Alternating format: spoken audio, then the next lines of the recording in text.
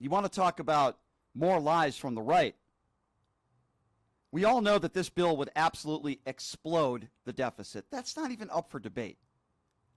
But listen to what Ron Johnson had to say over the weekend about this big, beautiful bill. He is a two-faced phony and a liar. My biggest problem is that we really weren't returning spending to a reasonable pre-pandemic level. But through multiple meetings with President and his economic advisors, I'm convinced that they are committed to returning to a reasonable pre-pandemic level spending, and I'll be highly involved in a process to achieve and maintain it. So that's at the crux. Ron Johnson is a phony and a liar. And what Ron Johnson is doing is going through his normal response of BS. I would call it nothing more, nothing less than a performative exercise. And he starts complaining about the debt. And now he's claiming that he's had these conversations with Donald Trump and they're committed to some sort of process. What process would that be? Destroying the country? Ron? What you want to talk about one of the biggest brown nosers and two-faced liars? It's absolutely Ron Johnson. Now, Ryan Zinke is another one. Ryan Zinke is a guy that is going to have guaranteed high-quality government-financed health care for the rest of his life. But you see, Ryan is trying to take that away from you. He's trying to defend these budget cuts, which, as we know, again, will be taking millions and millions of people off of the health care that they need. Listen to Ryan Zinke and what he had to say about this. Congressman, you just were talking about how the economy is not doing well, that people are living paycheck to paycheck. They're going through a rough time. Democrats argue that this bill is basically taking from the poor to give tax breaks to the rich. How do Republicans explain this to their constituents? Well, living paycheck to paycheck is on the premise that you're working.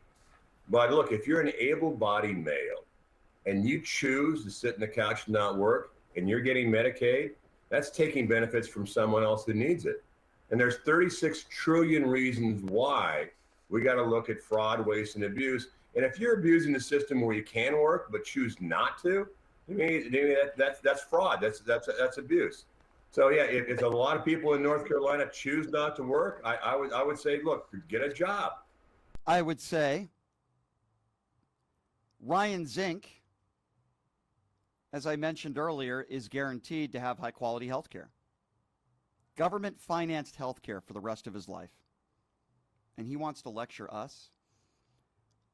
He wants to lecture people like you and me who should have health care and who shouldn't. Well, he's all set. I would assume his family's all set.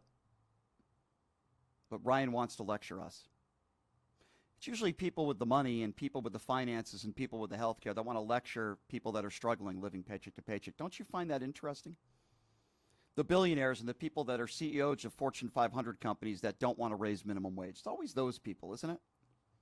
Markwayne Mullin is another fool. Here's Markwayne Mullin over the weekend, again, defending this big, beautiful bill, as he calls it. And then he starts talking about the poverty line, and he lies again, this time on national television. Listen to this.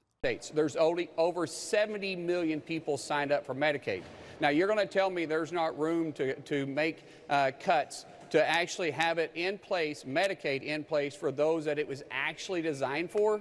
There's plenty of room there. And as I said, no one likes to lose federal income dollars either, but the different states are taking advantage of it, and we're giving the states till 2032, so we're giving them 7 years to wean themselves off the federal dollar that they're taking advantage of. Now, it doesn't mean that our Medicaid matches still aren't going to be there. That just means that they took advantage of Obamacare and inflated their numbers in Medicaid that people that are signed up currently in their state should never be there, like able-bodied working individuals that have no dependency, no medical condition, and no reason to work other than they're lazy. And what we're saying is hey, how about you work 20 hours a week? Now, you and I probably work 20 hours over the weekend. Exactly. But let's say you work 20 hours over the, and by the way, you don't even have to work. You can volunteer if you want to, or you can go to college, but you have to do something to better yourself. Yep, absolutely. Thank you so much, Markwayne.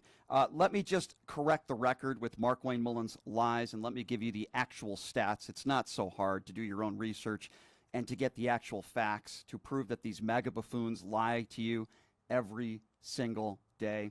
Approximately 18% of Americans live below the poverty line in America. That comes out of about 61 million Americans. About 78 million are enrolled in Medicaid, with some 37 million being kids enrolled in Medicaid and CHIP. Markwayne Mullin is a liar and a fraud. What I want to do is I want to explain to all of you what has transpired here over the weekend, what has transpired here in the last couple days.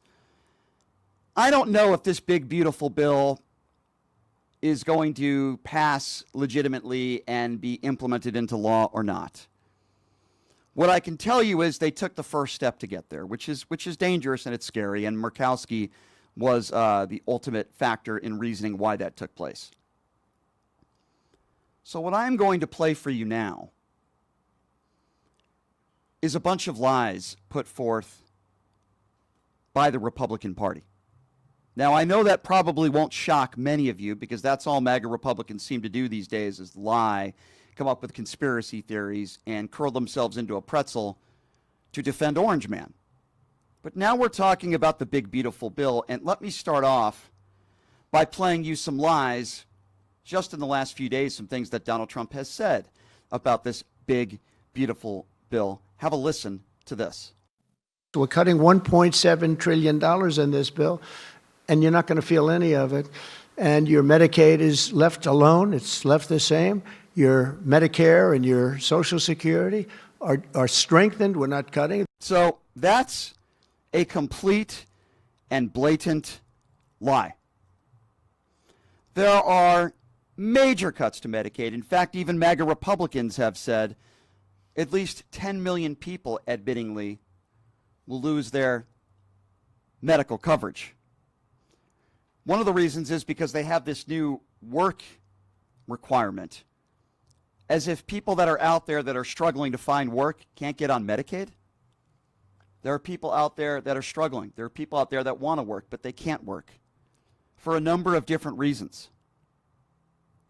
That's a blatant lie. Mark my words, if in fact this is implemented, millions and millions of Americans are going to lose their health care coverage, and sadly some of them will be losing their lives. We can't allow this to happen. Another lie, Donald Trump claiming that this will happen if this big, beautiful bill doesn't pass. Well, look, it's a great bill. It's a massive tax cut.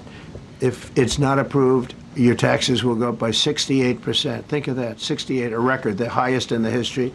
The Democrats won't approve it only because politically it's so good for the Republicans. The Democrats aren't approving it.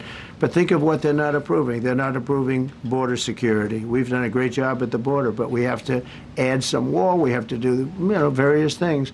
We have no money for that. So, again, that's a blatant lie. Now, 64% of some households could see a slight increase, but he's making it out to be that every American would see increases and this would be a done deal. Again, that's a complete and blatant lie, and there's nothing that actually would prove anything that he is saying about this big, horrible bill. And speaking of a joke, what about Kevin Kramer making the case for the crypto legislation that he supports and making a blatant excuse for Donald Trump's family scamming billions of dollars in crypto market, and he doesn't want to do anything about it. I want you to listen to what Kramer is saying here, because that's really what he's saying. He's basically saying there's nothing to see here. Let Donald Trump scam people out of billions of dollars. The problem with that heavy hand of government position on something that's as nascent and as dynamic, for example, as stablecoin, is that investors can go other places, and they're going to be compelled to go to other countries, which weakens the American dollar, it weakens the American opportunity, if you will, for these new financial tools. And so we took a soft touch approach, put up some good guardrails, protects the American dollar, the significance, obviously, of the dollar in the world. Then Letitia James just wants to, like most liberals, wants to just regulate it out of existence, the way it appears to me. So I think it's disappointing. This is complicated stuff. I'm certainly not an expert on any of it, but I do know that over-regulating is not the way that you promote good economic activity and opportunity. It's a great point, Senator. I'm so glad you made it. But let's not forget that Letitia James is with Mamdani, who wants to have free grocery stores. right? Yeah, right, The city is right. going to run your grocer, which is incredible to me. Senator, Great point. So let me interpret for some of you, because this is a different language that Kevin Kramer is using. It's called MAGA tongue. So let me interpret exactly what Kevin Kramer just said with his BS and his nonsense. Here's what he really is saying. Every single member of Donald Trump's family is scamming billions of dollars into the crypto market, and we don't want to do anything about it, and we don't want to do anything that might impede their efforts. That's exactly what Kramer is saying. So I just interpreted you in MAGA tongue what he was really trying to say.